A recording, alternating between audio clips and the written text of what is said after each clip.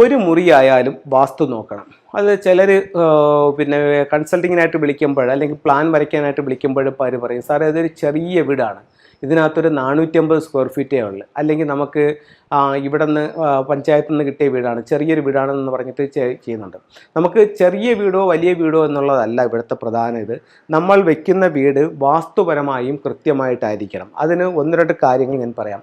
വീട് സ്ക്വയർ അല്ലെങ്കിൽ റെക്റ്റാങ്കിൾ ഷേപ്പിലായിരിക്കണം. ഈ ഷേപ്പ് അല്ലാതെ വെക്കുന്ന ഏതൊരു വീടിനും വാസ്തുപരമായിട്ട് എന്തെങ്കിലും ഒരു ദോഷം ഉണ്ടായിരിക്കും എന്നുള്ള കാര്യത്തിൽ യാതൊരു സംശയവുമില്ല. രണ്ട്, വീടിൻ്റെ വാസ്തുപ്രകാരം കന്നിമൂല ഭാഗത്തൊരു ബെഡ്റൂം, വടക്ക് പടിഞ്ഞാറ് വായുകോണിലൊരു ബെഡ്റൂം, അഗ്നികോണിൽ അടുക്കള, ഈശാന കോണിൽ പ്രധാന ഡോറ് ചെയ്യാം. അത് വടക്കോട്ടോ കിഴക്കോട്ടോ ഉള്ള വീടിനല്ലേ സാറേ സാധിക്കുമോ എന്ന് ചോദിച്ചു കഴിഞ്ഞാൽ, പടിഞ്ഞാറ് ദർശനമുള്ളൊരു വീടിനെ സംബന്ധിച്ചിടത്തോളം നമുക്ക് എവിടെ ലിവിംഗ് റൂം ചെയ്യാം? നോർത്ത് വെസ്റ്റിൽ ചെയ്യാം. അപ്പോൾ തെക്കോട്ട് ദർശനമുള്ളൊരു വീടിനെ സംബന്ധിച്ചിടത്തോളം എവിടെ നമുക്ക് ലിവിംഗ് റൂം ചെയ്യാം? സൗത്ത് ഈസ്റ്റിൽ ചെയ്യാം. അപ്പോൾ ലിവിംഗ് റൂം ക്ലിയർ ആയല്ലോ. അത് കഴിഞ്ഞിട്ട് കിഴക്ക് ദർശനമുള്ളൊരു വീട് ഫ്രണ്ടിൽ കൊണ്ടുവന്ന് അടുക്കള വയ്ക്കാനായിട്ട് എനിക്കൊരു ബുദ്ധിമുട്ടുണ്ടെന്ന് പറഞ്ഞു കഴിഞ്ഞാൽ തെക്ക് കിഴക്ക് വേണ്ട, നിങ്ങളത് വടക്ക് പടിഞ്ഞാറ് വയ്ക്കൂ.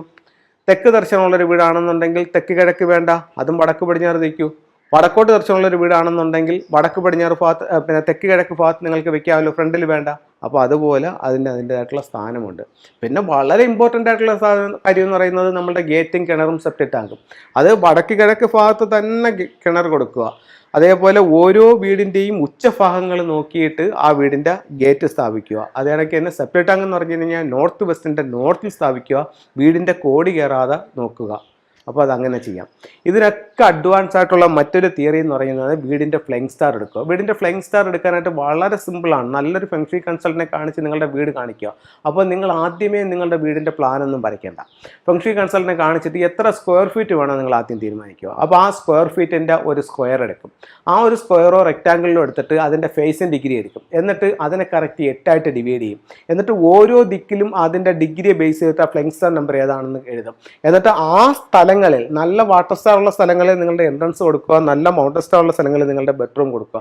ആ രീതിയിൽ വീടിനൊന്ന് കറക്റ്റ് ചെയ്തെടുക്കുക. ഇവിടെ മറ്റൊരു ഇതെന്ന് പറഞ്ഞു കഴിഞ്ഞാൽ വിധിക്കിലെ വീട്. ദിക്കും വിധിക്കുമുണ്ട്. കിഴക്ക് പടിഞ്ഞാറ് തെക്ക് വടക്കിരിക്കുന്ന വീടുകൾ ദിക്കിലെ വീടുകളാണ്.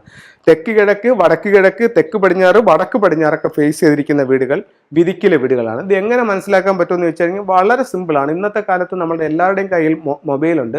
മൊബൈൽ എടുക്കുക, അതിനകത്ത് കോമ്പസ് എടുക്കുക. കോമ്പസ് എടുത്തിട്ട് നിങ്ങൾ വീട് വയ്ക്കാൻ ഉദ്ദേശിക്കുന്ന വസ്തുവിൽ കയറി നിന്നിട്ട് കറക്റ്റ് റോഡിലോട്ട് ഫേസ് ചെയ്തിട്ട് കോമ്പസ് ഓൺ ചെയ്യുക. അപ്പോൾ അതിനകത്ത് ഏത് ദിക്കിലാണ് എത്ര ഡിഗ്രിയാണെന്ന് കാണിക്കും.